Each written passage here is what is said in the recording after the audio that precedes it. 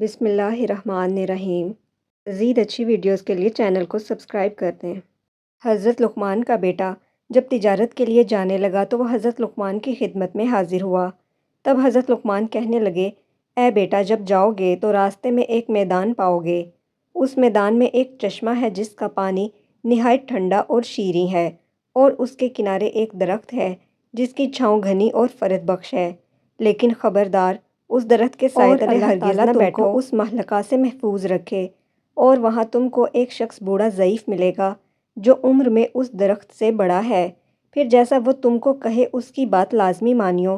اور دوسری بات یہ ہے کہ جب آگے جاؤ گے تو فلاں گاؤں میں وہ لوگ میرے دوست ہیں اور تم کو اپنے گھر لے جائیں گے تعظیم و تکریم سے، اور اس گاؤں میں ایک عورت ہے نہایت حسین و جمیل اور مالدار، بس تمہارا اس عورت سے نکاح کرنا چاہیں گے، لیکن تم ہرگز قبول نہ کرنا، اور خدا اس سے تمہیں اپنی پناہ میں رکھے۔ اور تیسری بات یہ کہ ایک شخص فلاں نامی اور فلاں شہر میں رہتا ہے، ایک مدت ہوئی مجھ سے قرض لے کر گیا ہے، پس اس سے وہ قرض وصول کیجیو، اور خبردار شب کو وہاں نہ ٹھہرنا، اور یہ تمام نصیحتیں یاد رکھنا، اور اب جاؤ، میں نے تمہیں خدا پر سونپا۔ چنانچہ وہ اپنے باپ کی بتائی گئی باتوں کو تسلیم کر کے سفر پر نکلا۔ جب میدان مذکورہ میں پہنچا جس کے بارے میں اس کے باپ نے نصیحت کی تھی، اس کے کنارے ایک چشمہ پانی کا پایا۔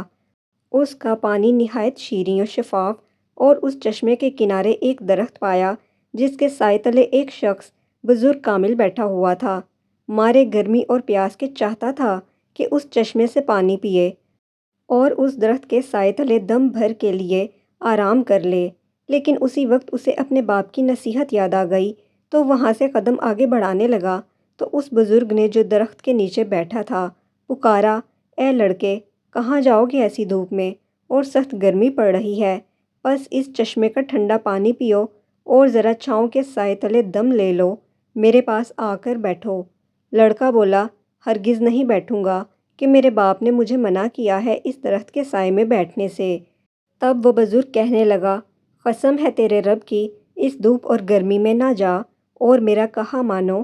یہ بات سنتے ہی لڑکے کو باپ کی بات یاد آئی کہ وہ بزرگ تجھے جیسا کہے اس کا کہا مانیو۔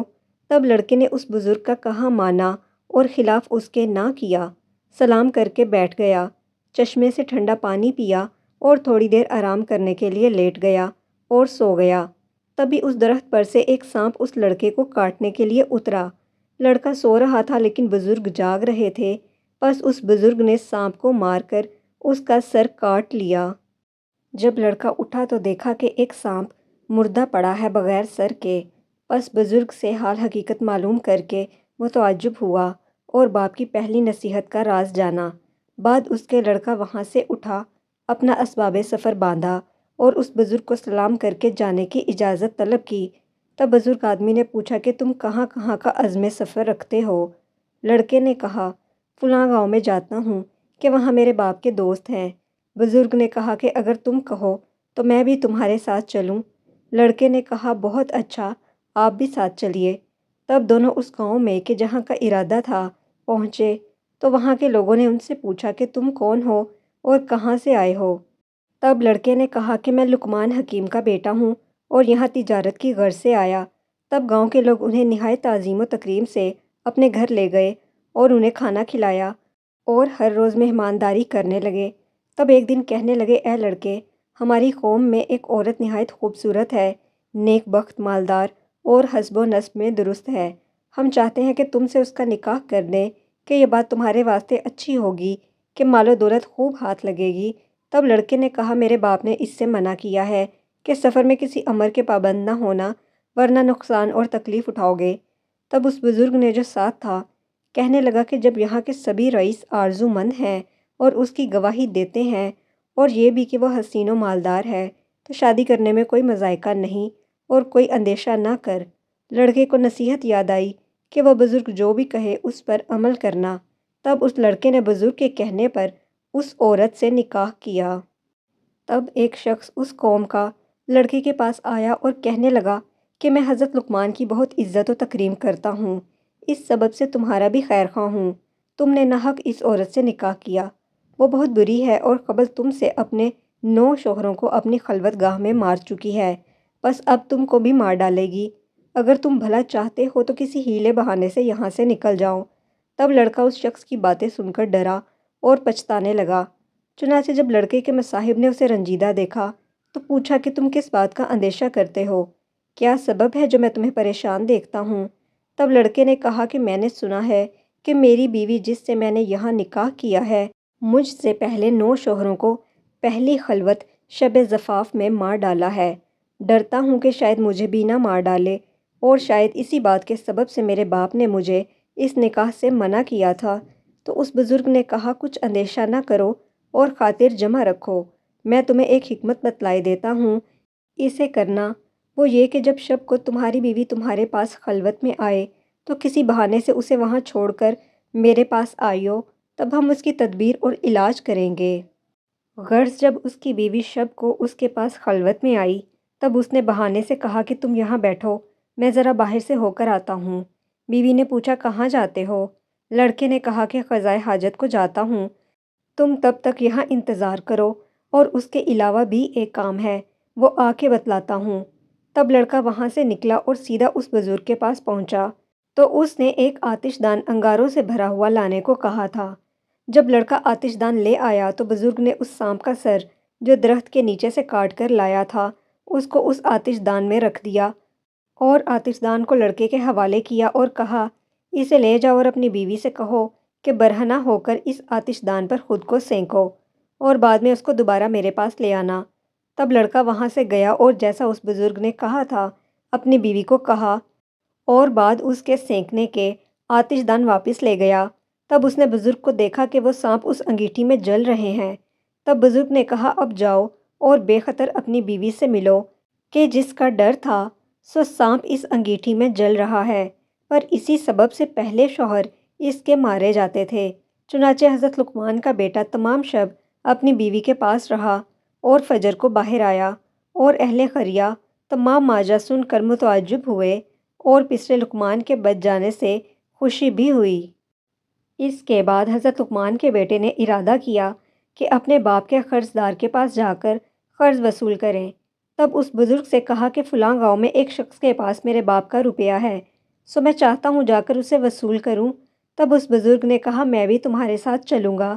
تب دونوں آدمی اس شخص کے پاس گئے، وہاں کے لوگوں سے اس کے بارے میں پوچھا تو لوگوں نے کہا کہ وہ شخص تو بڑا فسادی اور دغا باز ہے، بس تم ناحق یا اپنی جان گنوانے کے واسطے آ گئے ہو، سو تمہارے حق میں بہتر ہے یہاں سے چلے جاؤ۔ اور وہ دغا باز آدمی کسی کا روپیہ لے کر واپس نہیں کرتا۔ لیکن ان دونوں نے لوگوں کی بات نہ مانی اور وہاں سے اس شخص کے پاس پہنچے، اور بعد سلام کے لڑکے نے کہا کہ میں حکیم لقمان کا بیٹا ہوں اور اپنے والد کا قرض وصول کرنے کو آیا ہوں۔ تب اس نے کہا بہت اچھا، آپ ہمارے بزرگ زادے ہیں تو آج کی رات مہمان نوازی کا شرف بخشیے، صبح کو حساب کتاب کر کے جو روپیہ بنتا ہو سو واپس کر دوں گا۔ لڑکے نے کہا میرے باپ کا حکم نہیں کہ شب کو یہاں ٹھہروں۔ تب اس بزرگ نے کہا جو اس کے ہمراہ تھے کہ اے لڑکے کچھ پرواہ نہیں، چلو آج کی شب یہاں رک جاتے ہیں، پھر جو خدا نے ہماری قسمت میں لکھا ہو کر رہے گا۔ چنانچہ اس بزرگ کے کہنے پر کہ اس کی کرامت سے بھی پسر لقمان آگاہ تھے اور باپ کا حکم اور نصیحت بھی تھی کہ اپنے ساتھ والے بزرگ کی بات مانیو، تب اس سبب سے دونوں شب کو اس دغاباز شخص کے مکان پر رہ گئے۔ جب کھانے وغیرہ سے فارغ ہو چکے تو ان دونوں کو لبے دریا بنائے گئے ایک مکان پر لے گیا، اور وہ مکان اس طرح سے بنایا تھا کہ جو کوئی شب کو اس میں سو جاتا دریا کی لہر آ کر اسے ڈبو دیتی۔ ان دونوں کو اس مکان میں ٹھہرنے کو کہا۔ چنانچہ پسر لقمان سو گیا اور بزرگ جاگتے رہے۔ جب آدھی رات کا وقت ہوا تو موجیں چڑھنے لگیں، پانی مکان پر چڑھ گیا۔ تب بزرگ نے لڑکے کو نیند سے بیدار کیا اور وہاں سے اٹھ کر اوپر بالا خانے پر کہ جہاں اس دغاباز آدمی کے بیٹے سو رہے تھے وہاں تشریف لے گئے۔ وہاں سے اس کے بیٹوں کو تخت سمیت اٹھایا اور نیچے اپنی والی جگہ پر سلا دیا اور خود اوپر ان کی جگہ پر سو گئے۔ جب فجر کے وقت وہ شخص آیا اور دیکھتا ہے کہ دونوں اوپر والے طبق میں اس کے بیٹوں کی جگہ سو رہے ہیں اور اپنے بیٹے نیچے مکان میں ان کی جگہ پانی میں مردہ پڑے ہیں، تب پکار کر کہنے لگا کہ افسوس صد افسوس میں نے تمہارے واسطے یہ فریب کیا تھا کہ تم کو مار ڈالوں۔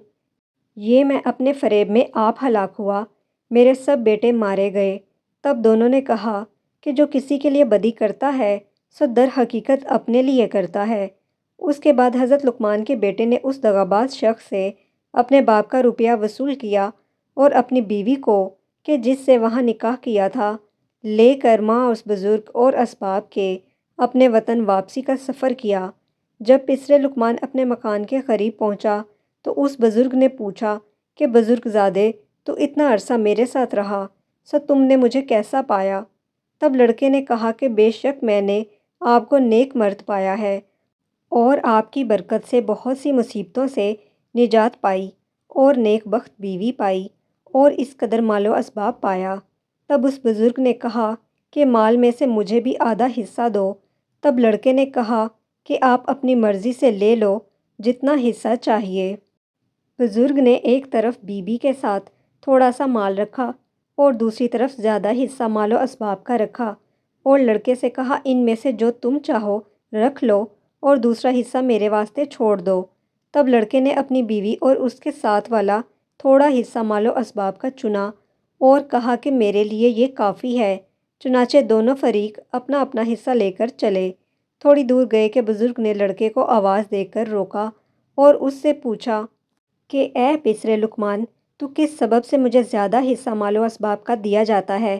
کہیں اس کا سبب یہ تو نہیں کہ تو نے جو کرامتیں مجھ سے دیکھی ہیں ان کی وجہ سے مجھ سے خوف زدہ ہو کر زیادہ مال دیے جاتے ہو؟